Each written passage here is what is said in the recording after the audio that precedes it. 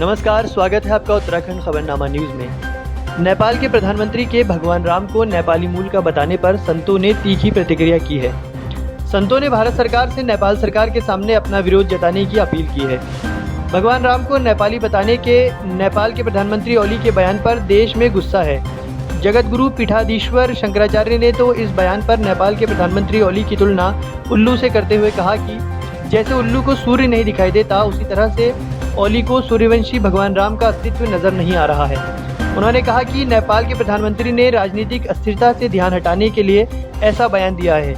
वहीं पतंजलि योग पीठ के महामंत्री और नेपाल मूल के आचार्य बालकृष्ण ने भी कहा कि भगवान राम को राजनीतिक सीमाओं में नहीं बांधा जा सकता है। उन्होंने कहा कि किसी के कुछ भी कह देने से हमारे अतीत की परंपरा नहीं बदल जाएगी। नेपाल के प्रधानमंत्री महान मूर्ख हैं। जैसे उल्लू को सूर्य दिखाई नहीं पड़ता, उसी प्रकार से उनको सूर्यवंशी भगवान श्री राम का अस्तित्व नहीं दिखाई पड़ रहा।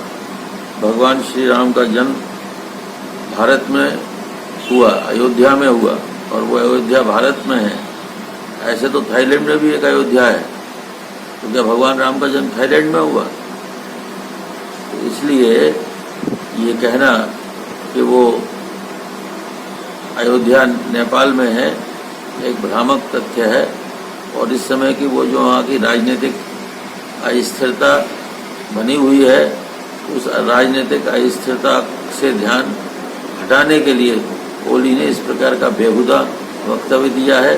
इस प्रकार के पागल लोगों के प्रलाप करने से भगवान राम के अस्तित्व पर या उनके जन्म स्थान पर कोई अंतर नहीं पड़ता। हमारी जो वैदिक सनातन संस्कृति और परंपरा है वो अक्षुण्ण है, अखंड है, और जो आर्यावर्त के अंतर ये सारी जो सीमाएं मर्यादाएं वो सब समाहित हो जाती हैं।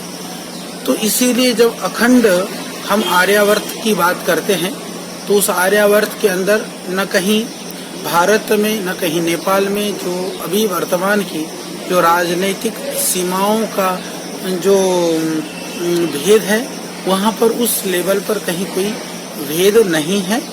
और वो अखंड हम यदि उस आर्यावर्त की कल्पना करते हैं तो सब उसके अंदर ही समाहित है। जहाँ तक रही कि परंपराएं, इतिहास और अतीत, ये हमारी जो परंपराएं हैं, हमारी गौरव हैं, हमारे आदर्श हैं, चाहे वो महापुरुष हैं, चाहे उनसे जुड़ी हुई चीज़ें हैं।